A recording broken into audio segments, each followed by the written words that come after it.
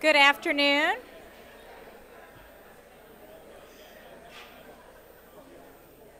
Good afternoon. It is so wonderful to see you all here on this very exciting occasion. I am Risa Goluboff. I'm the Dean of the Law School, and I am delighted to welcome you all to the launch of our new Education Rights Institute.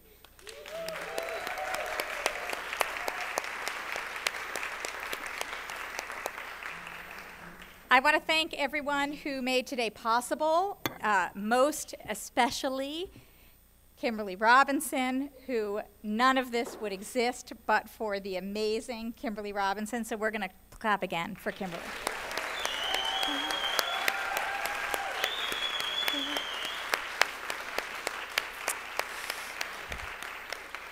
I also want to thank her team at the Education Rights Institute, our events, communications, IT, and building services teams, and everyone else who has been so helpful in making today's event run so smoothly. I also want to thank our remarkable speakers and panelists, you know who you are, who have traveled from near and far to be here.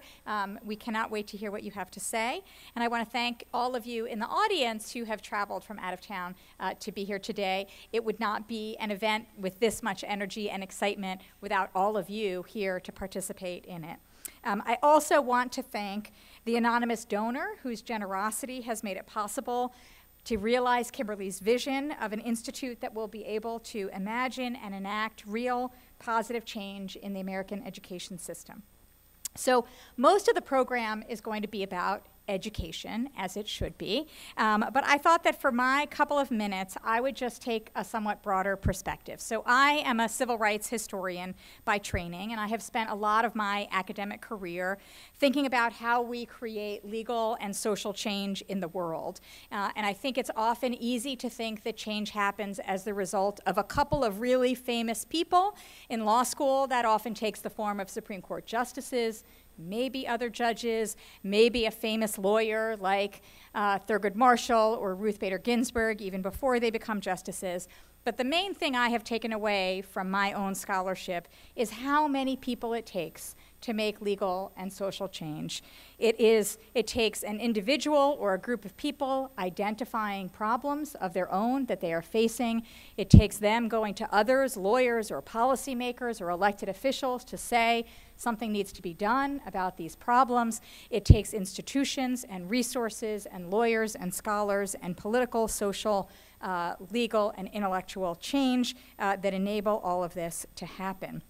It takes scholars who identify and theorize and bring evidence to bear on particular problems, and it takes lawyers willing to take cases and open up new doctrinal avenues. And then finally, it takes institutions willing to provide homes for those scholars and resources to bring together community members and activists, grassroots organizations, and policy members, lawyers and scholars. And then finally, it takes courts and government agencies and judges and regulators and administrators ready to hear those arguments and resolve those cases and make change. Over the course of her remarkable career, Kimberly Robinson has been one of the people willing to fight for greater equality in our education system.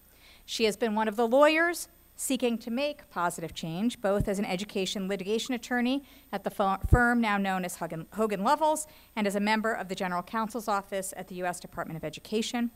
And she is also one of those scholars devoting her considerable intellect and talents toward the project of guaranteeing a federal right to every student to receive a high-quality education.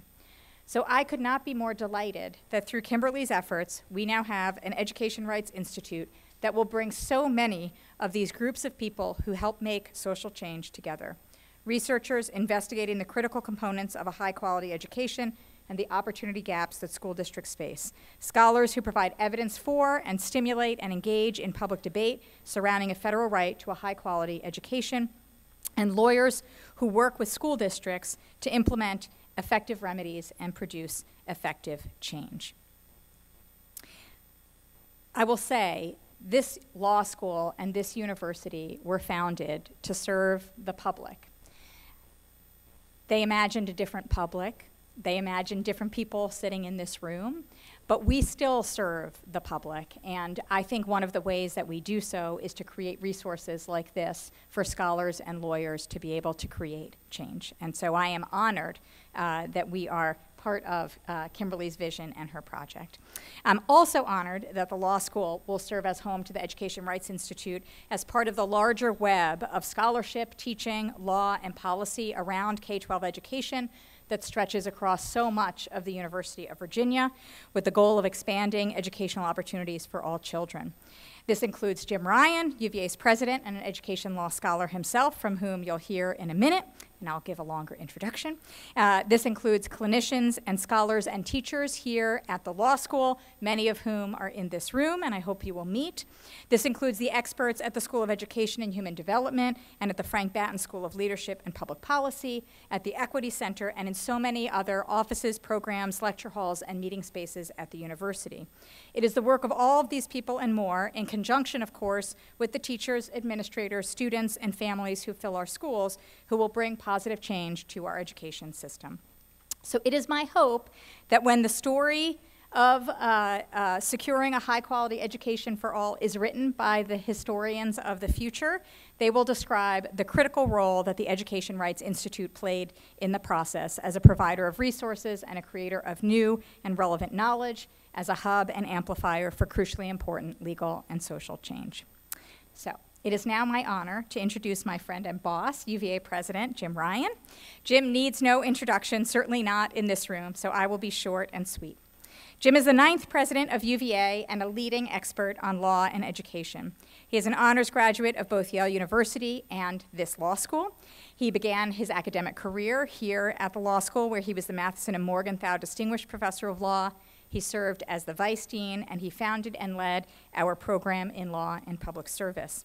Jim's scholarship focuses on the ways in which the law structures educational opportunity in this country, and has included topics such as school desegregation, school finance, school choice, and the intersection of special education and neuroscience. While on our faculty, Jim co-authored the textbook Educational Policy and the Law, and he authored the book 5 Miles Away, A World Apart, which explores the vast differences between 2 schools in Richmond, Virginia. Jim left the law school in 2013 to become dean of the Harvard Graduate School of Education, where he increased the size, strength, and diversity of the faculty, oversaw the expansion and redesign of professional education and master's programs, and led a successful capital campaign. It's hard to overstate how excited we all were at the law school when Jim announced that he would be returning to be the president of the university. Since becoming president in 2018, he has supported our community and articulated a vision for how we can together be both great and good. He has secured our future by leading us through an ongoing capital campaign that will raise $5 billion, and he has led us through moments of both great joy and profound tragedy. We are lucky to have him at the helm, and I can think of no one better to welcome us on this occasion. So please join me in welcoming Jim Ryan.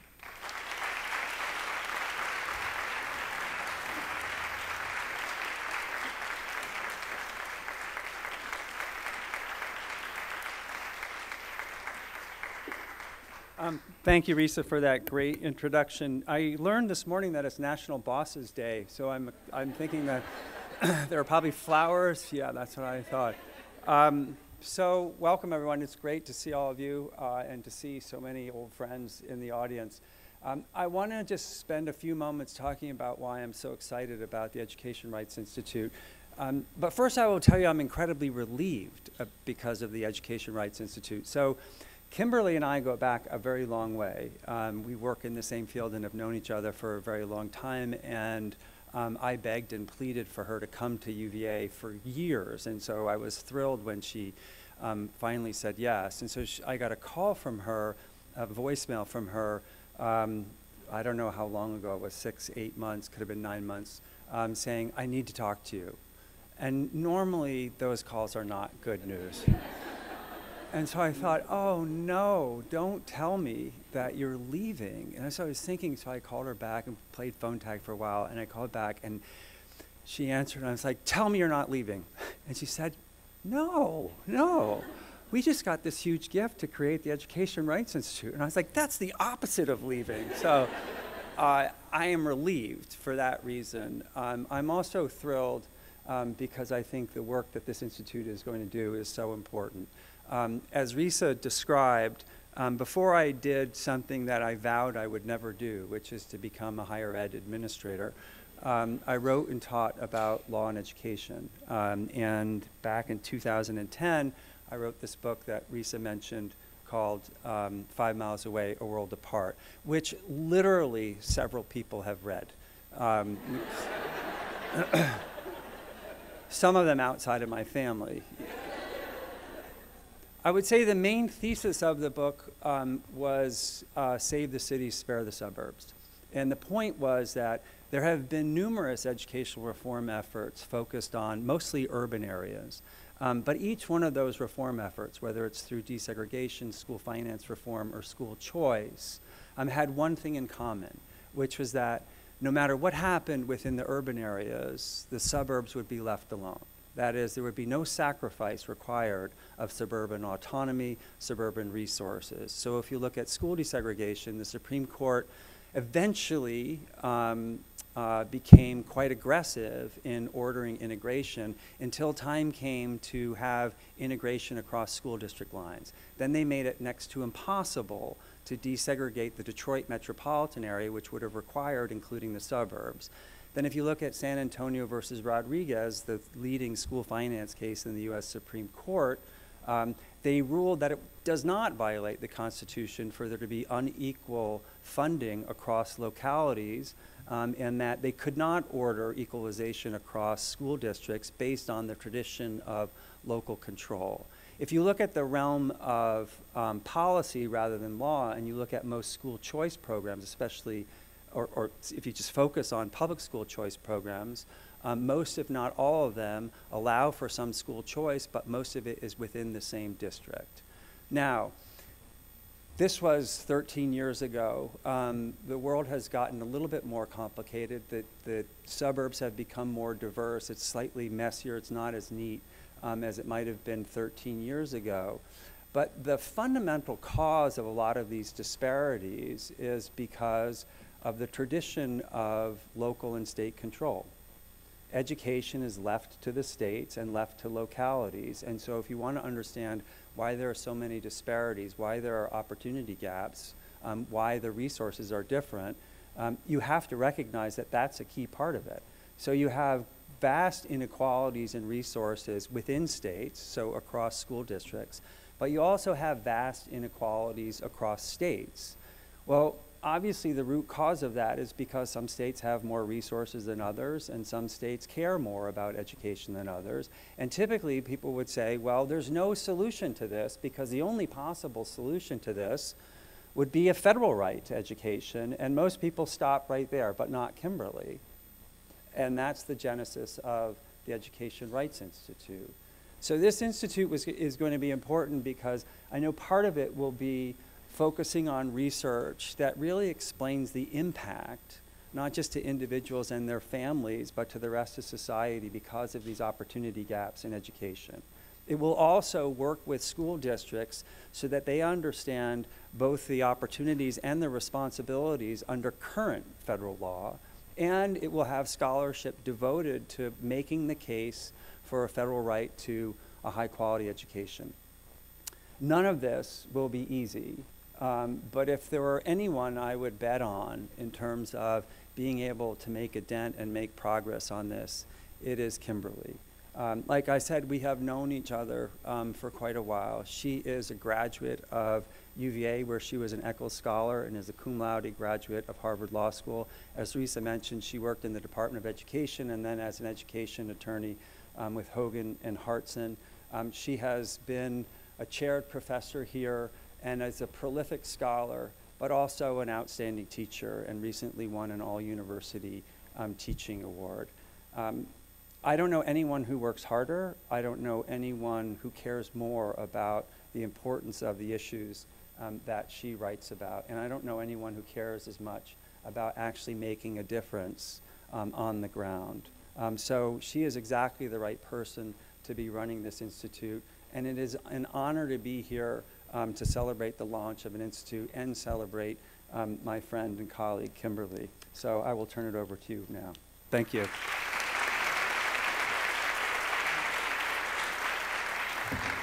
Yeah. Sure.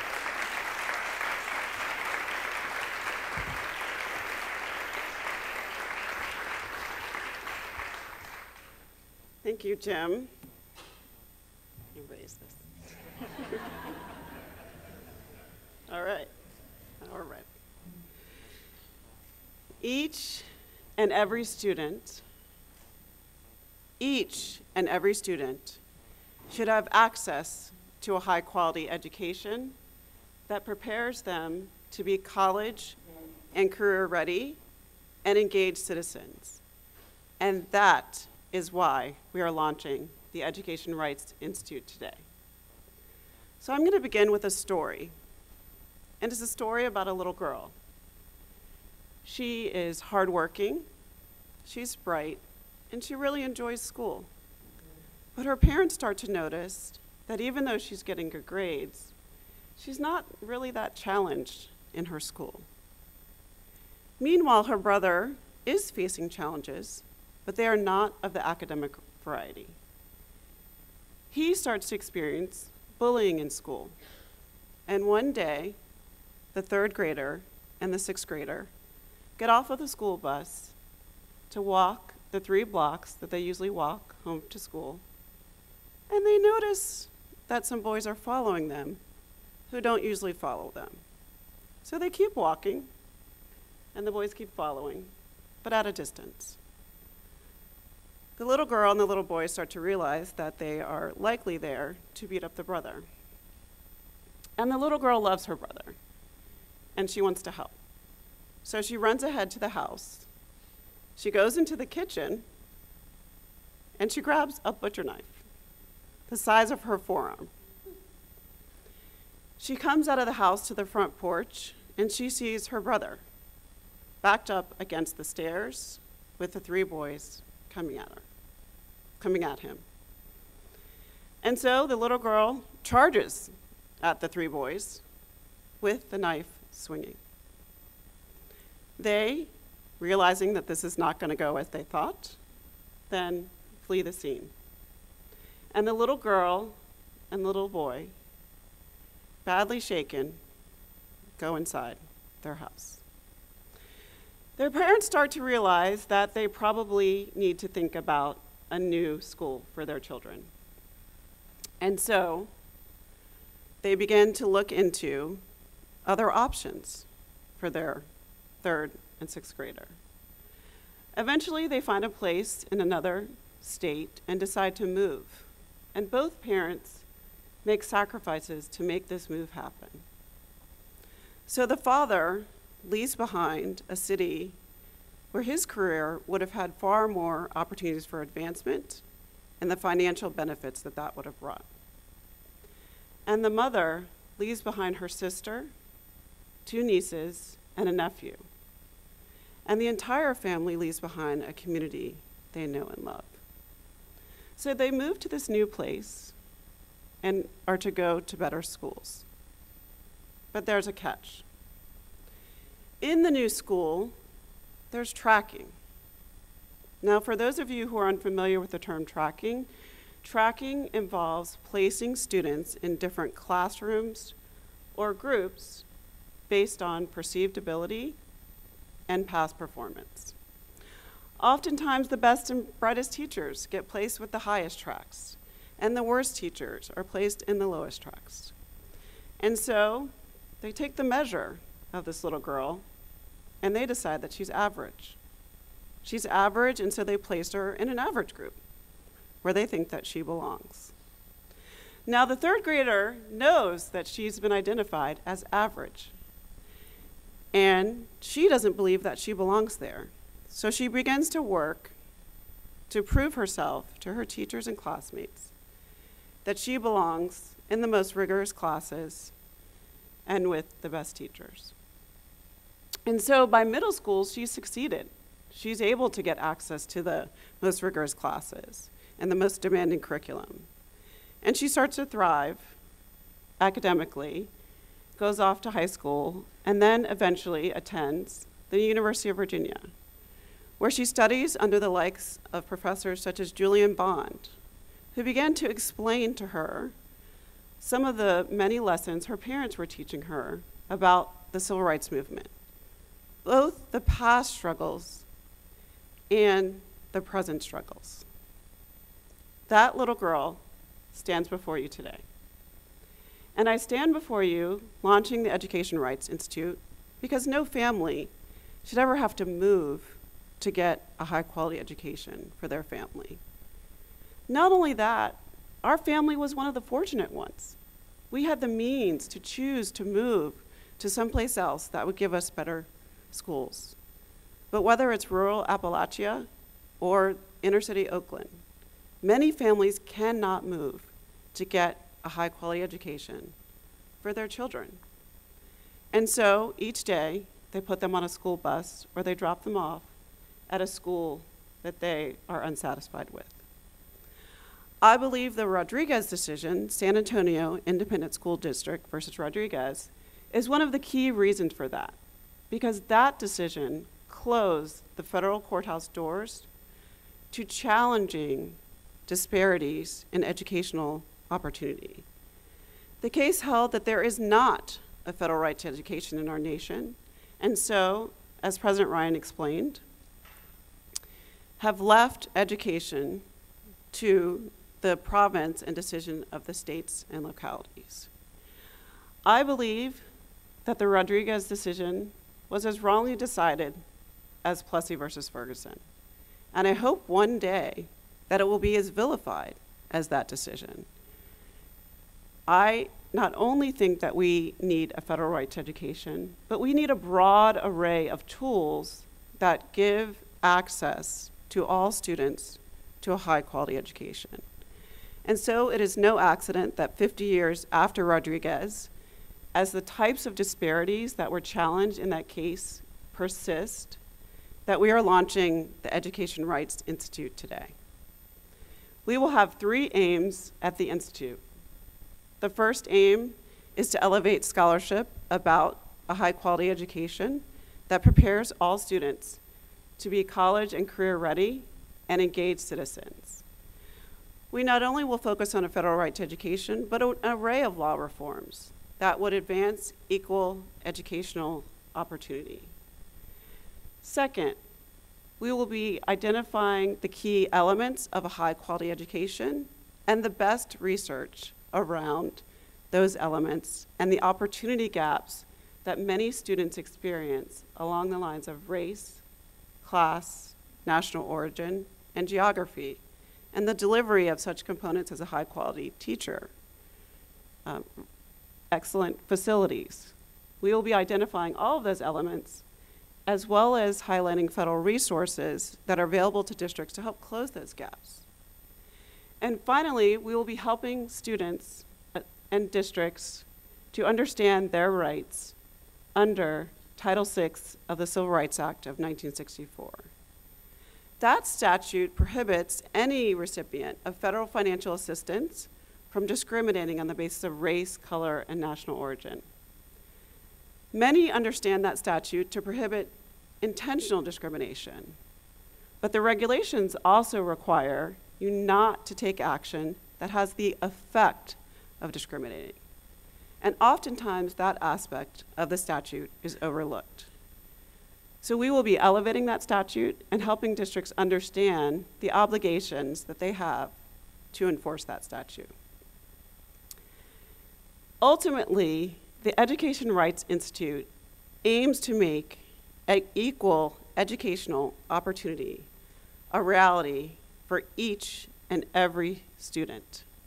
And I invite all of you to join us.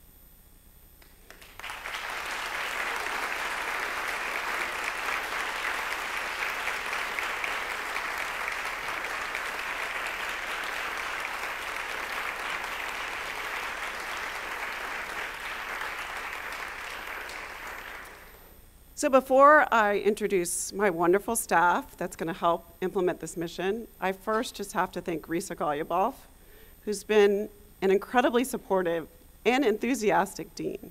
She was so excited when I shared the news of this gift, and she's been a strong supporter, and I wouldn't be able to do this work without her support. I also want to thank Jim for coming today and sharing his remarks.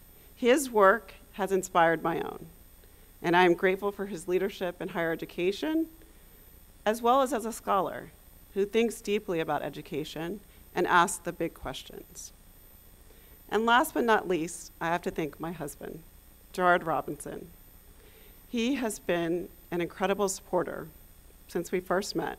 He always saw the scholar that I could become, and I am forever grateful for him.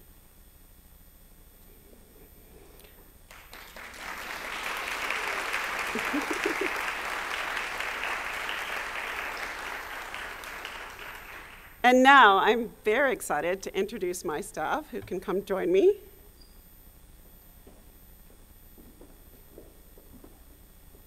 So I have an accomplished staff, and they are all former public school teachers.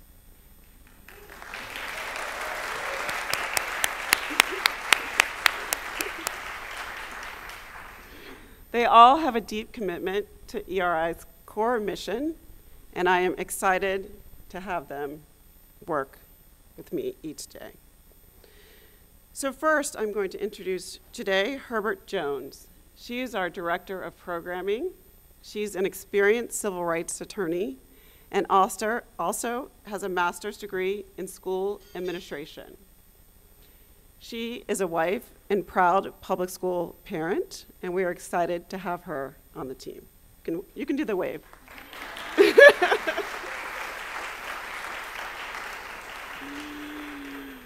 Right beside her, we have Dr. Helen Min. She brings expertise in mixed methods research, educational psychology, as well as curriculum and instruction. Welcome, Helen.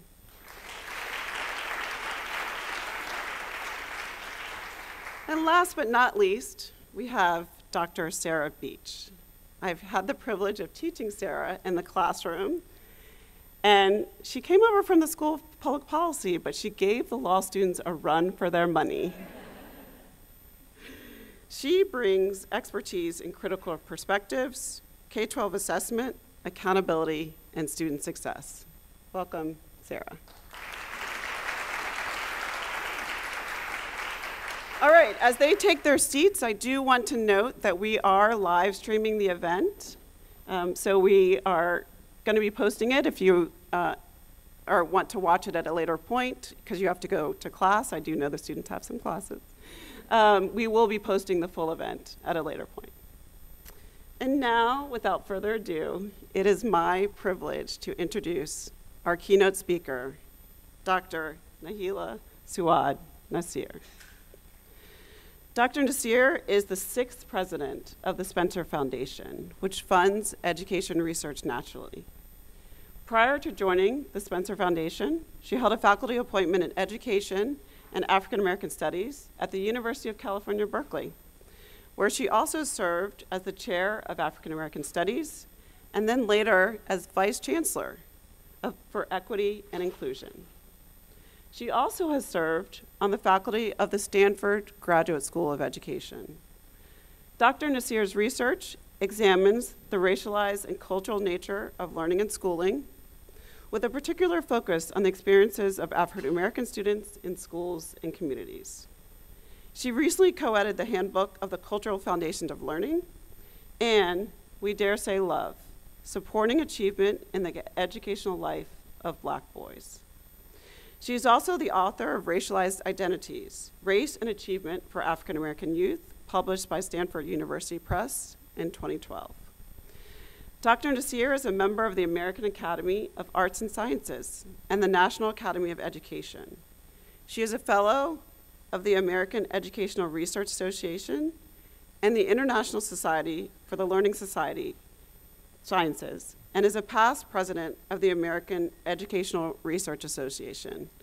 I will tell you that among our team, we consider her the Taylor Swift of education. Welcome, Dr. Nasir.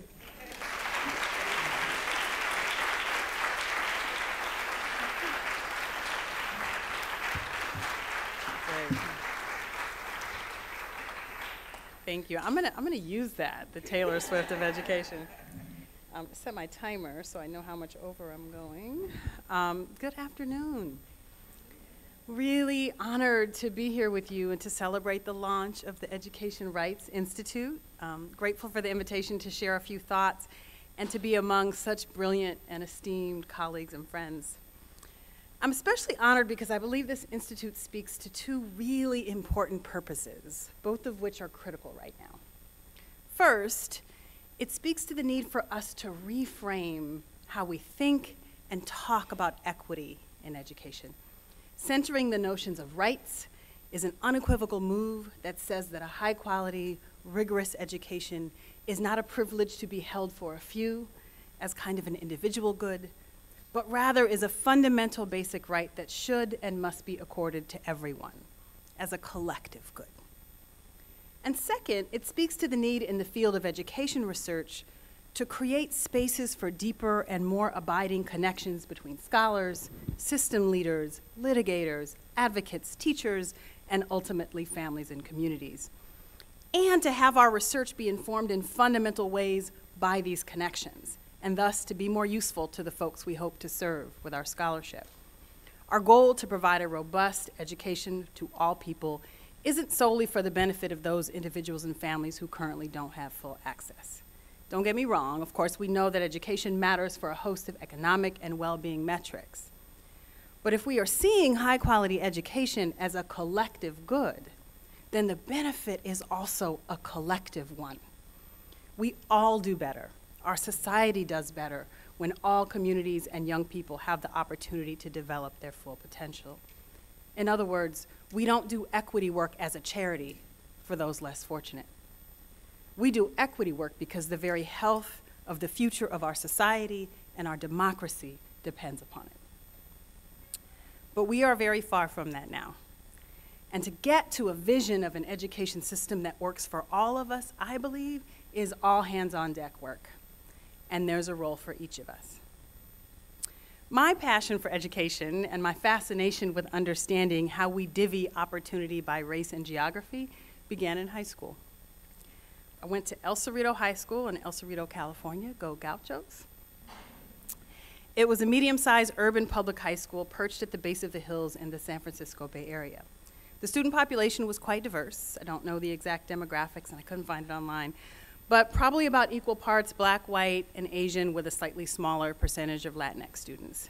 And at lunchtime, you could see this diverse array of students hanging out in the front yard, in the basement cafeteria, and on the blacktop that covered the internal courtyard, which was framed by portables. And this school-wide diversity made the demographics of my classes extra confusing. There were only 3 Black students in my AP English class senior year. Me, a kid named David Davis, and another boy named Jason, and I can't remember his last name. Now, I was only in AP English because it was the first year they had detracked it, to your point about tracking, Kimberly. It was open to anyone willing to do a set of readings in the summer and to write 3 essays throughout the summer, one due in June, one due in July, one in August, which were to be turned in by driving to the teacher's house and dropping them in the mailbox. Yeah, it was the 80s. Before the internet. My teacher's name was Joan Cohn. And the year before I took that AP English class, she had started a master's program at Berkeley. That's where she got the idea to detrack the English classes, starting with AP. And she would bring us back stories of the things she was learning, which is how I came to be reading Keeping Track by UCLA scholar Jeannie Oakes as a 17-year-old in 1989. You don't need to do the math.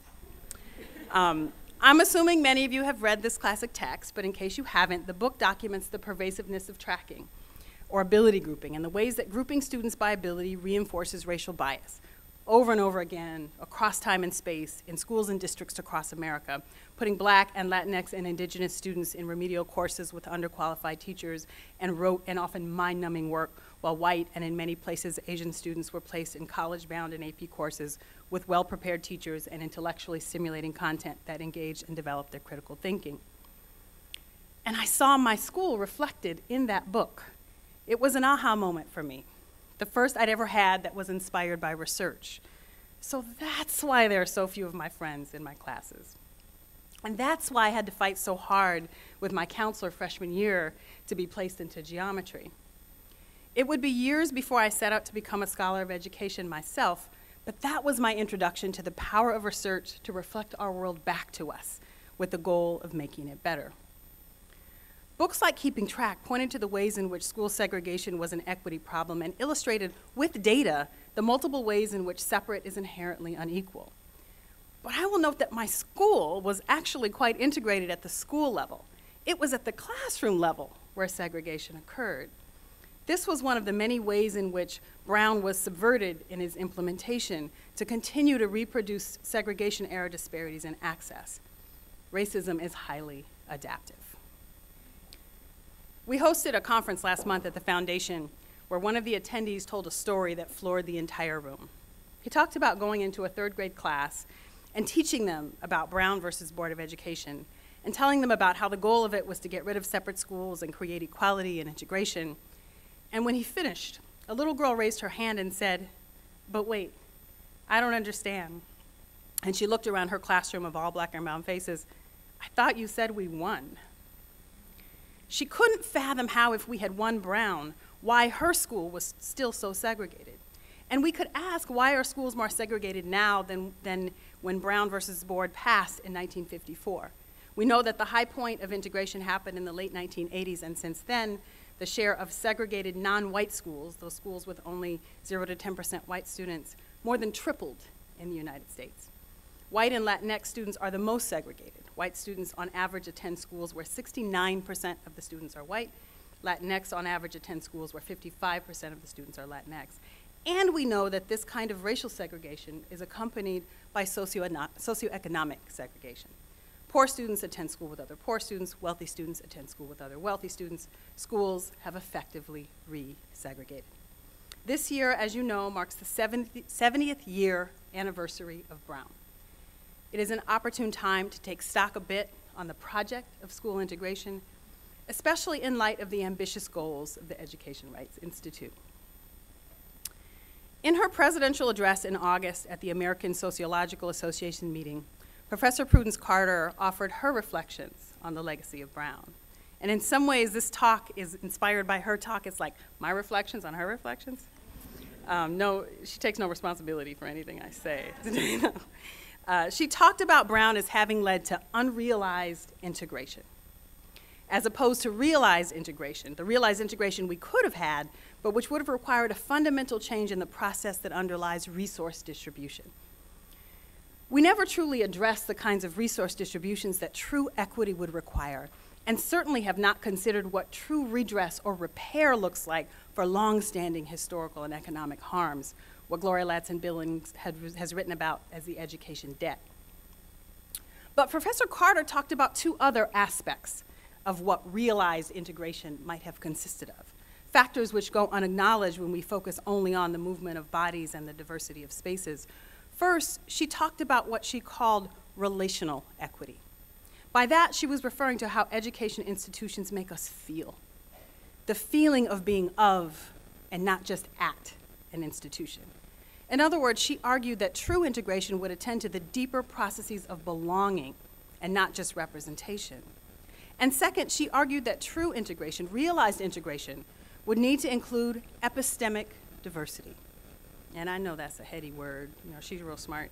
But it just means that it's not enough to invite minoritized learners into the mainstream Eurocentric ways of learning and knowing.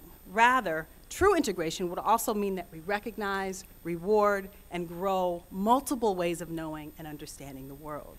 That is, integration isn't just about the bringing together children with different backgrounds into school spaces, but also valuing the range of ideas and the diversity of thought that such diverse spaces hold. Part of what I took away from her talk is that we have been thinking about the process of equity and of integration in limited and perhaps overly narrow ways. And perhaps we have been selling ourselves and our children short. How might we learn from the legacy of Brown and the ways that it did and didn't accomplish its ambitious goals for societal transformation to craft a path forward? And what should we now understand post-Brown in this moment that we didn't understand before? And so I thought I'd share in the remainder of our time together my thoughts on these questions. And so I'm going to talk about 3 distinct lessons we might take from Brown. Lesson 1 is rather obvious. Integration and inequality can walk hand in hand. Brown did not provide the societal transformation that we had hoped for. It's not really a newsflash. And as I say that, I imagine that the lawyers and black teachers and families that were integral to the Brown case knew that it wouldn't be a panacea. And they also knew that racism was stubborn. But I'm not sure they could have fully held the vast number of ways that integration and inequality could walk hand in hand. We know well the tactics of the counter movement to maintain segregation, which included vicious protests and attacks on children and black families. We also know that in some communities, schools were closed down entirely rather than integrate, and in their place, private and white-only academies were constructed. But there were other more subtle ways to avoid actual equity, even while schools integrated. Integration and inequality walk hand in hand when rather than divvy opportunity between schools, it was inequitably distributed within schools through practices like ability tracking, which I experienced, which I talked about, which effectively separates students by race within school walls and assures that white students have access to a high-quality education while black and other students do not. We also saw the long arm of this strategy and its relation to the maintenance of white privilege in the 1990s when detracking movements like the ones that inspired Joan Cohn swept the country.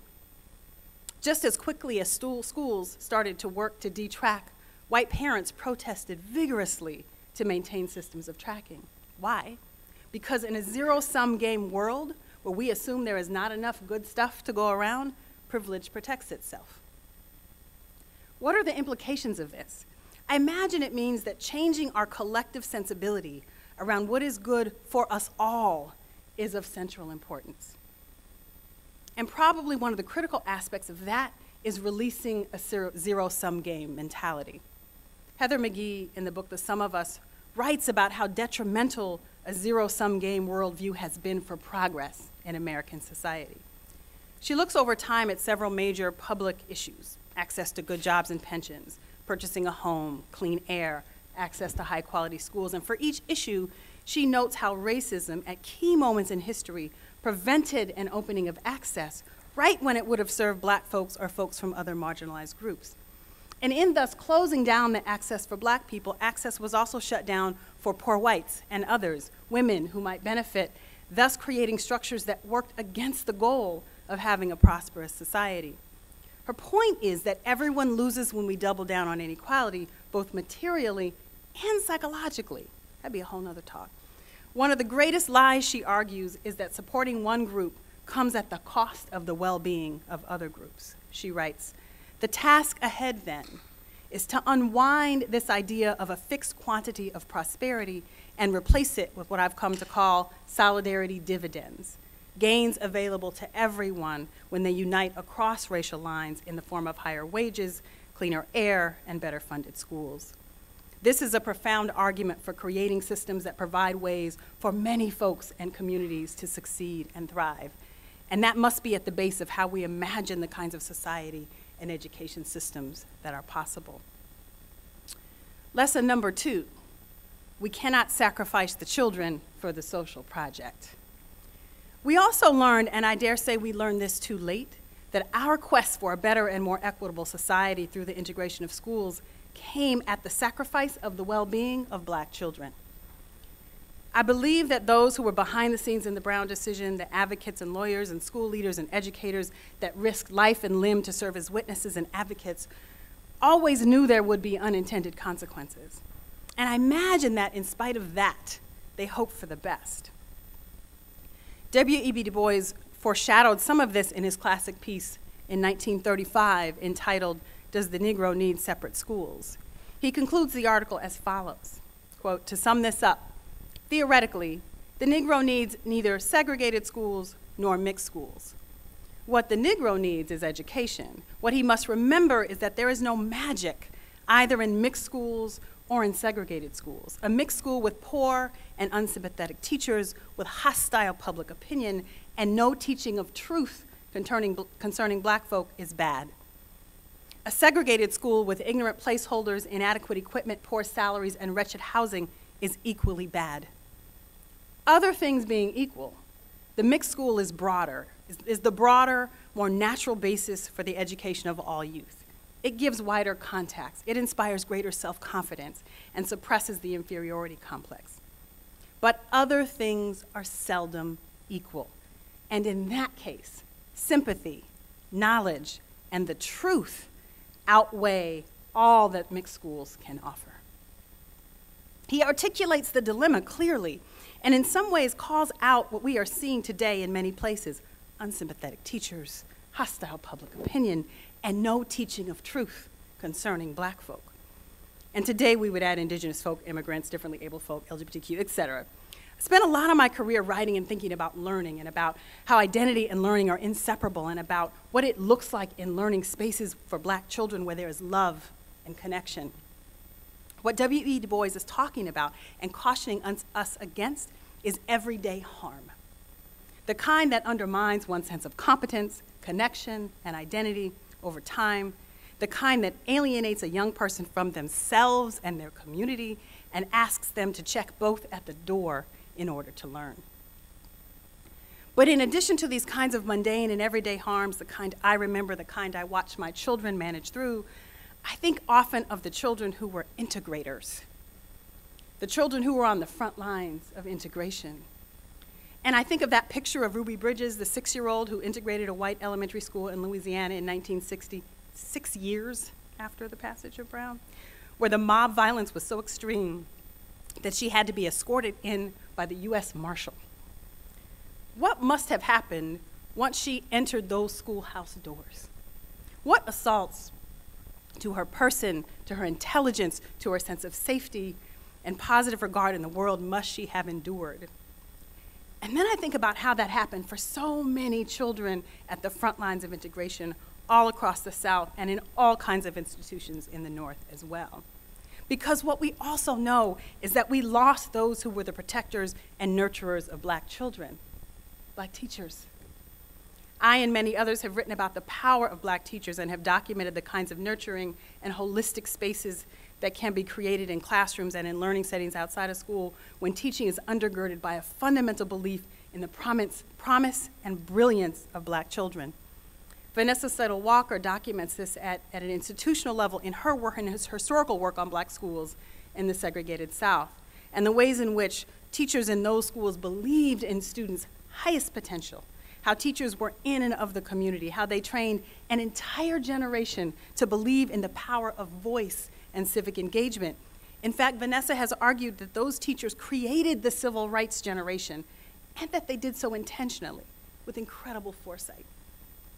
And yet, in the years following the passage of Brown, somewhere between 30 and 50,000 black teachers were fired, leaving students like Ruby Bridges to be educated in schools without a black adult presence, and largely without love, connection, or protection.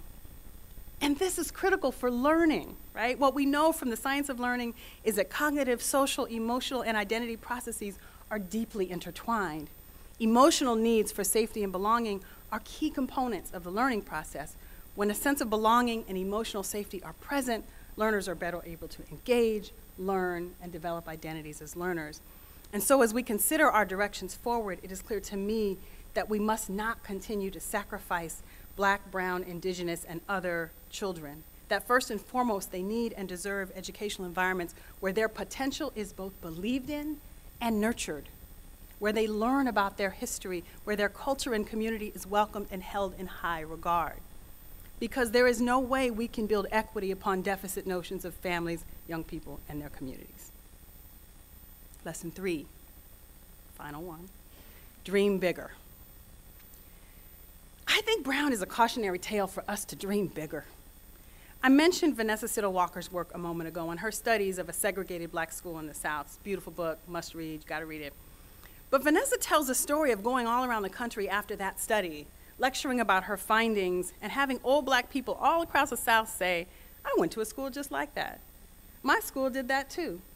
And at first she found it curious, but over time she came to understand and to study the vast and formal networks of black teacher associations that were both a vehicle for spreading best practices about what successful schools look like for black children in segregation, but also were the same teachers who were members of the NAACP and who, in a clandestine way, advocated for civil rights, and ushered in Brown. I sat with her recently in Atlanta, and she shared with me her insights on what Black teachers were after in Brown and what they sacrificed. She drew 3 circles on a piece of small notebook paper and wrote a word in each circle. And then she explained. What Black teachers and educators had already built under segregation was a system where they had mastered aspiration. What she meant was that they knew how to build an ambitious vision for Black students and to create environments where it was brought to life. They had mastered advocacy, by which she meant that as the classroom work of teaching and learning was happening, the advocacy and activism work of changing systems was also happening. What they lacked and what they hoped for Brown, what they hoped Brown would deliver was access. The ability to fully partake in the opportunities that existed in both K-12 and in higher education. But what happened was that in the quest for access, and with the removal of the tradition of Black educators, was that the aspiration and the advocacy was lost. And we never did fully get that access either. And of course, it goes without saying that we are in different times than we were in 1954. Many have argued that our very democracy is at stake. And it seems to me that the opportunity we have is to rebirth our democracy, to truly live the values of a multiracial and multicultural democracy, one in which we each thrive so that we can all thrive, and one not built on the fallacy of a zero-sum game. And at the heart of this dreaming bigger is centering the idea that we can create a system that routinely provides the aspiration, the unwavering belief in the potential of all children, rooted in connection to communities and culture, pedagogies that tell the truth of our history and the possibilities of our future, multiple ways of knowing and understanding concepts in math, science, social studies, and room for innovation and scientific and humanistic discovery to occur. And at the same time, the system can provide the advocacy. It can be a place where we lean into civic engagement and civic action, where educators and parents and young people push for a better world on all of the pressing fronts right now: climate change, resolving global conflicts, using science and technology in the service of more humanity rather than less. And even while we do those things, we can provide access and resources to all learners. We can have high-quality, well-funded schools with teachers who come from the same communities as the students. We can draw on what we know from the learning sciences to engage young people as intellectual beings who are encouraged to bring their knowledge and ways of knowing into the classroom. And perhaps even reimagines what classrooms look like and where learning happens. And if we can hold this as our North Star collectively, then we can work to get there. And I deeply believe that research can be a part of the solution. Centers like the Education Rights Institute and scholars all over the country have a responsibility to do our work in ways that supports bringing this vision to life. And that means doing research with people rather than on them. That means embodying the principles in our research that we seek to create in the world. That means drawing on what we know from the learning sciences, from sociology, from law, and from history to not repeat the errors of the past and to build education systems and learning environments that work from a principle of multiple pathways and fostering diverse thinking ways. I'm going to end with a quote from Anamura Bhargava, who writes, "We would propose to shift our legal and policy work in education so that the focal point and the standard is the inherent dignity, worth, and talents of every student, and ground the work in an asset-based model where we presume the abundant merit and talents of students and seek to understand where the obstacles lay and pathways are getting stuck."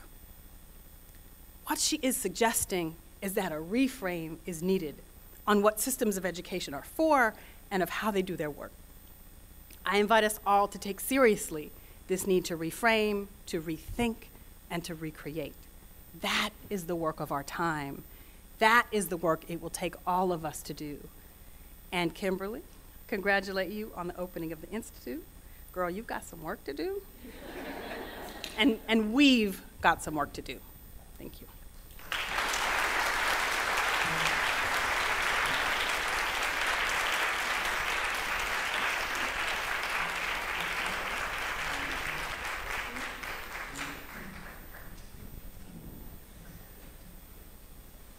All right, so as the students some of the students head to class, we should turn your mic. We're gonna have a brief time of Q&A. I'm gonna let the room settle with it.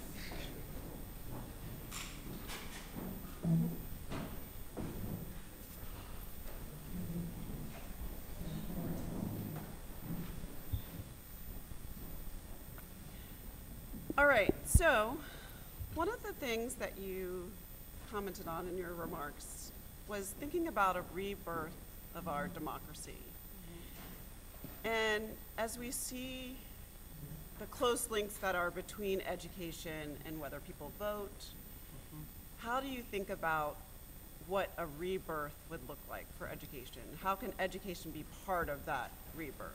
Yeah, no, I think that I didn't take the time to flesh out those links, so I appreciate the question. I think part of what I'm talking about, it's really two things. One, it's the sensibility for civic engagement. It's that, again, that sense of the collective, that our democracy is dependent on our engagement, our action, and our preparation. And that preparation involves critical thinking skills, understanding data, numerical literacy, like all of the things we would seek to offer in a high-quality education, but combined with that sensibility of civic obligation and civic responsibility. So what do you think then are the biggest obstacles we're facing to an education system that provides those things? So you talked about the framing of education as a zero-sum game, which it certainly did. What are the kind of roots of that narrative, and how can we sort of push against that?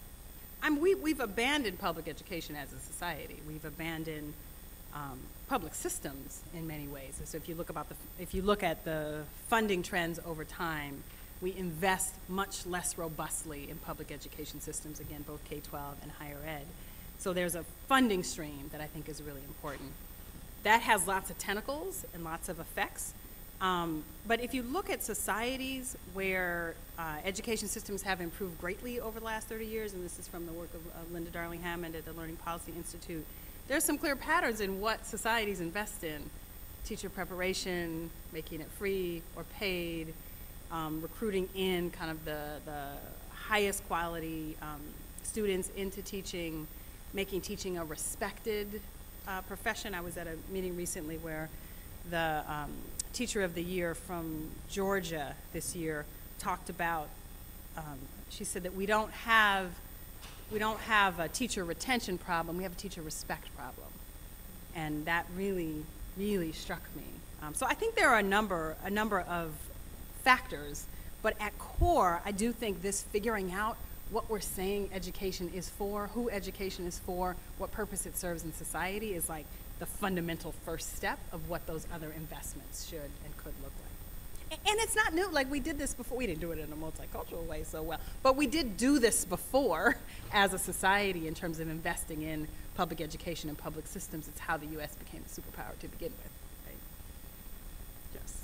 So I'm gonna ask one more question and then I'll take questions from the audience. So you mentioned the Brown anniversary, and there's multiple anniversaries sort of converging now. There's Brown, there's the Civil Rights Act, there's the Rodriguez case. It seems like law sometimes seems to go sort of one step forward, two steps backwards. When you talked about, we won Brown, but yet we sort of didn't fully realize the vision of Brown. And I'm interested in just your sort of initial thoughts on how to, just for the legal audience, how to think about law in ways that would be part of this rebirth of our democracy. How can law serve as one of the tools to help bring that about from your perspective? I have friends in this room who are lawyers. And we were talking about this earlier today. I think there are some constraints with the way the legal community has talked about, studied, and understood education. And I think those constraints have been somewhat consequential. Obviously, law is a really important tool. And it tends to focus on harms, right, which reinforces deficit narratives. And it tends to focus on the things one can provide tangible evidence of, which sometimes leaves off some of the things that are most important. So I think, again, I think there's a really important role for the law and for lawyers, and I think they need to be working in deep connection with folks that are offering new ways of thinking about the possibility in education systems. Because what a shame it would be if we fought and fought and fought to get to systems that aren't any more imaginative or broad in who they serve than we have now. Terrific. Okay, so I'll take questions from the audience, or I can ask another question. Oh, Dean Brenneman. Oh, you got a mic.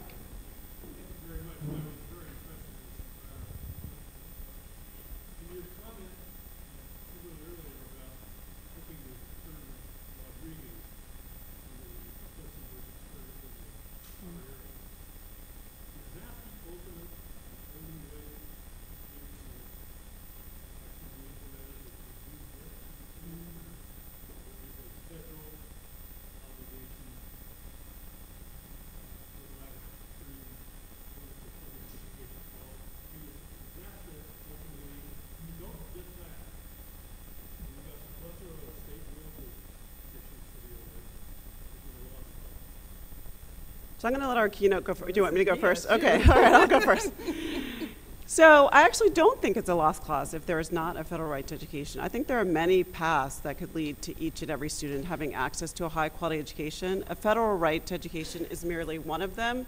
But I can tell you it's an approach that does dream bigger, as she was talking about. In other words, what is possible? What mechanisms can deliver a high quality education for all students?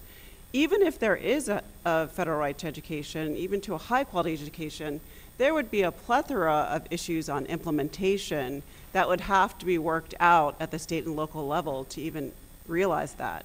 But even if that never happens, certainly we can think about how to remove obstacles that are in the place of students getting access to a high quality education and make it broadly available to all students, not just the privileged few. Do you want to comment on that? Plus nope. one? Nope. Yeah. Okay, all right.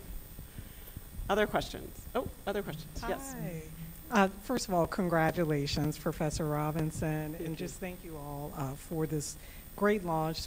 The work the Institute will do is so exciting, but also for the work that you all have done, the scholarship and work you've done. I have a couple of questions. Dr. Nasir, you noted that we have largely given up on public education. I tell my students all the time, though, that almost 90% of our nation's children are still in public schools, right? So the majority of our kids still are in this system. So I have a couple of questions for both of you. First, can we have a functioning multiracial democracy without a robust public education system, right? And without the majority of those students who are in our public education system getting a quality education? And then the second is, what is the federal role, right? You talked about reimagining. How can we reimagine the federal role in public education, right? And you know, to the point of abandoning public education, you mentioned school closures, right? Prince Edward County, not too far from here, closed their public schools for 5 years. But even in the worst of massive resistance, they didn't fully abandon that idea of public education, right? So what is that importance of the system to democracy? Thank you. Yeah. Well, the answer to your first question is easy. Can we have a functioning multiracial democracy without a robust public education system? No, we cannot. We cannot. And I guess it also is not the case that it's spontaneously combusting, right? Like what I was talking about mostly is the funding support, but also the narrative. And that narrative about what public education is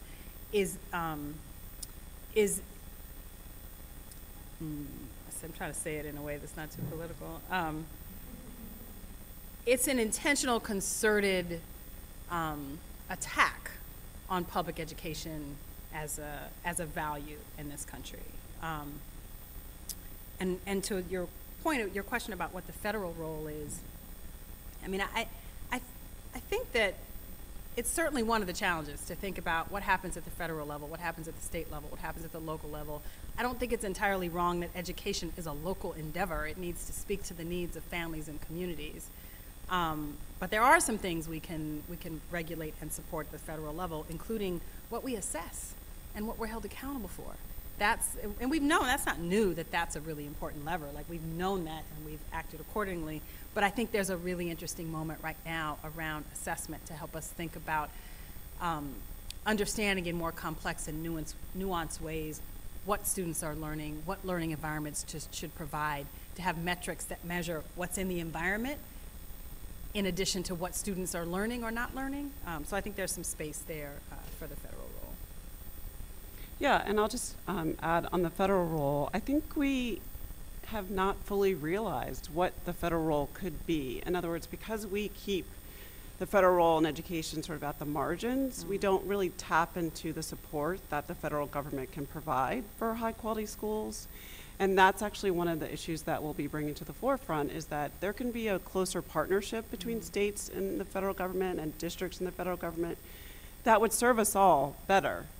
We don't need to keep them at the margins to ensure that they're still local controlled schools. You can have a partnership where states and localities are in the lead, but that they are given the support that they need to accomplish their goals. And that's not just financial support, that can be research support, that can be technical assistance, that can be providing localities and schools the expertise that they need to accomplish their goals. They don't always have it on site.